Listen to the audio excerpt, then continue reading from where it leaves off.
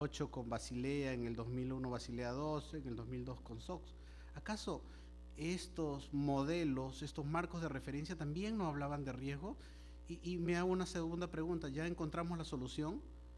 Entonces, probablemente llegue a una conclusión que me deja muchas dudas.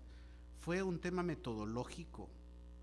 Los escándalos financieros a los que hacíamos referencia, en líneas generales, o a los que hacemos referencia cada vez que hablamos de temas de fraude y de riesgo, fueron dados por carencia de un aspecto metodológico para centrarnos en el tema minero, el tema de BRIAX, una empresa que tenía sus acciones en Indonesia que costaban 0.20 centavos de dólar, y luego de declarar las reservas más grandes del mundo, las acciones se fueron a 220 dólares. ¿Se imaginan la cantidad de dinero que hizo esa persona por declarar esas reservas? Fue fabuloso, pero también fue fabuloso para aquellos que perdieron, ¿no? El tema de los hermanos Hunt y el monopolio de la plata, el tema de Yamanaka, Sumitomo y el tema de los derivados, que en el año 95 nos dio buenas utilidades porque el precio se disparó, y creo que en Sauder, si no me equivoco, el señor Chirinos también disfrutó de esas utilidades.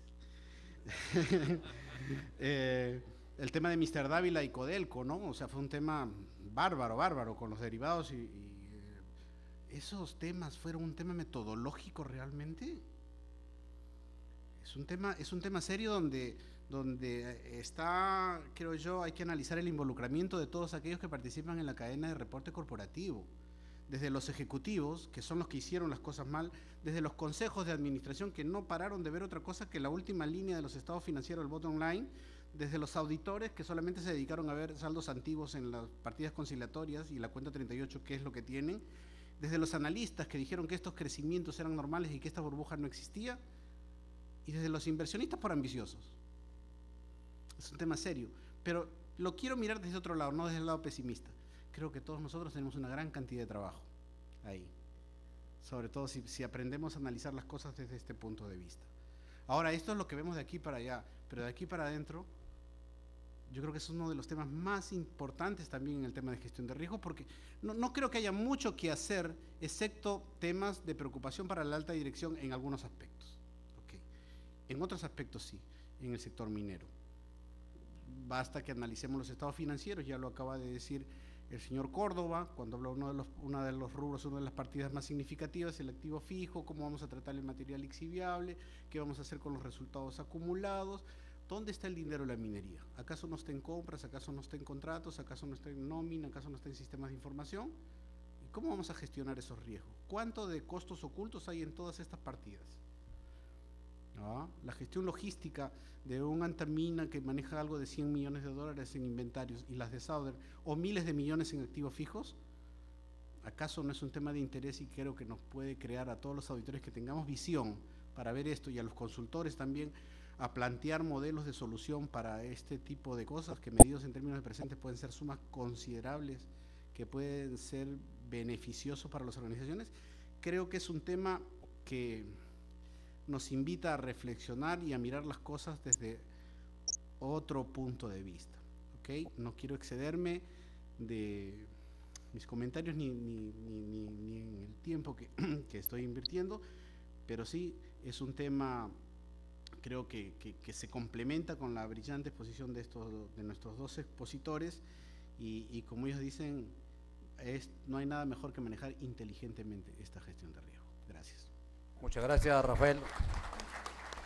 Pasamos rápidamente a nuestro segundo panelista, colega Carlos Óscar Ávila Ágreda, contador público egresado de la Universidad Nacional de Trujillo, estudio de maestría en Administración de Empresas, mención Finanzas, UPAO, socio principal de Ávila y García Sociedad Civil Trujillo, paz decano del Colegio de Contadores Públicos de San Martín, Tarapoto, 2002-2003, y paz decano del Colegio de Contadores Públicos de Libertad, 2008-2009. Expositor en el 8º Foro Internacional Control Disciplinario de la Profesión Contable en las Américas. Diploma de honor otorgado por la Comisión de Educación, Ciencia, Tecnología, Cultura, Juventud y Deporte del Congreso de la República. Ex docente del curso de auditoría en varias universidades. Por 10 minutos, si pudiera reducirlos, le agradecemos al colega Carlos Agreda. Gracias, Manuel. Antes de intervenir, me pidió que sean 5, ahora me dice 10. Bueno, voy a tratar de ser breve. Antes que nada, quiero agradecer la invitación de la Sociedad Nacional de Minería, Petróleo y Energía y al Colegio de Controles Públicos de la Libertad por su invitación. Y gratamente estar acá reunidos con este selecto grupo de expositores a quienes felicito nuevamente. No creo que me pueda acostumbrar, pero es grato estar acá con ustedes. Y efectivamente, el panelista que me antecedió indicaba que habían varios métodos de lograr, de ver los riesgos y lograr la eficiencia en las empresas. Efectivamente, es un constante buscar de la verdad, es un constante aprender que no creo que deba de parar, esto va a seguir. Es así, por ejemplo, que el concepto tradicional que había de auditoría interna se enfocaba, por ejemplo, en evaluar el control interno y determinar las famosas 3E, eficiencia, eficacia, economía, y asimismo hacer una evaluación de los controles internos por flujo de transacciones, en donde se veía, por ejemplo, que se analizaban los procesos de ventas, cuentas por cobrar, ingresos, los procesos de compras, cuentas por pagar, egresos, el tratamiento que las empresas le daban al activo fijo, por ejemplo, a las existencias, costos, a los recursos humanos, finalmente a la centralización contable. Efectivamente, esto ha sido así, en la práctica sigue siendo así, pero eso ya no basta.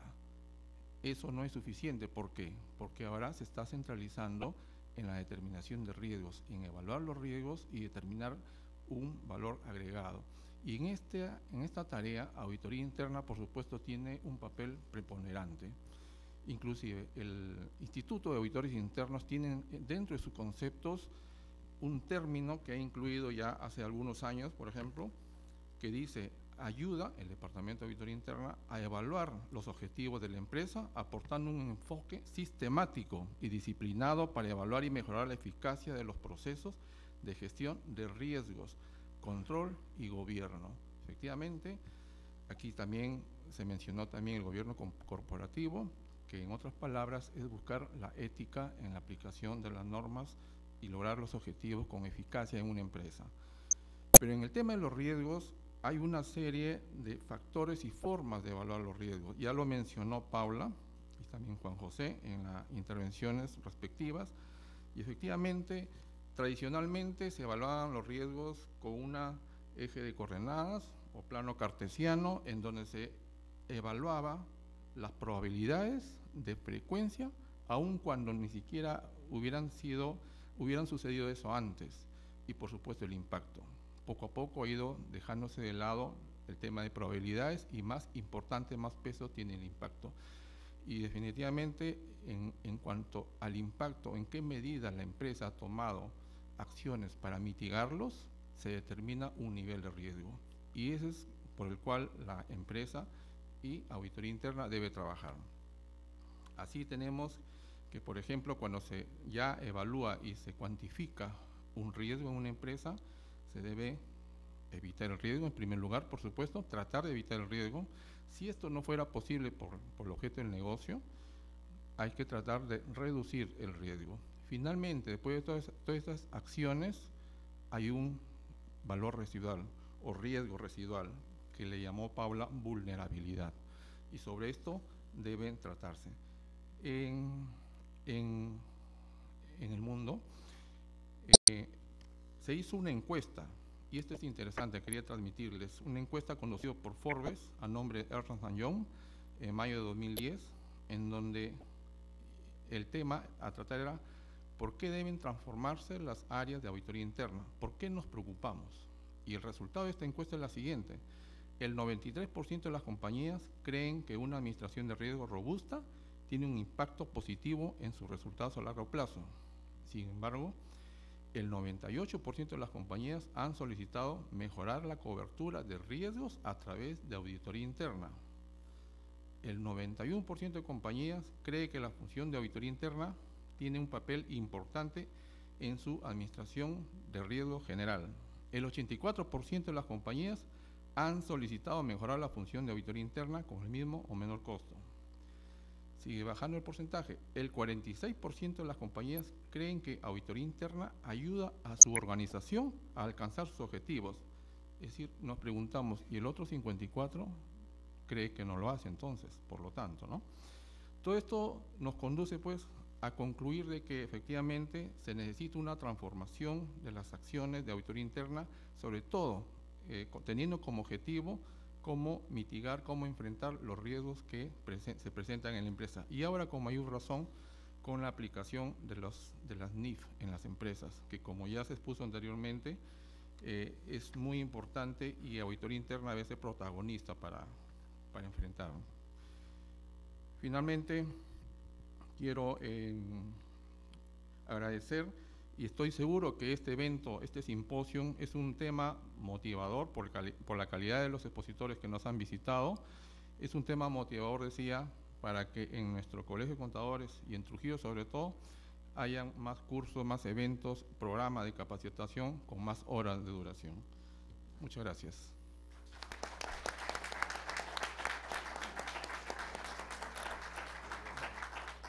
Muchas gracias. De haber alguna consulta, por favor lo hacen llegar, que como se ha establecido será contestado vía correo. Señores, damos por terminada esta jornada y les pedimos un fuerte aplauso para nuestros expositores, para Paula, Juan José, nuestros panelistas Rafael y Carlos Ávila. Muchas gracias.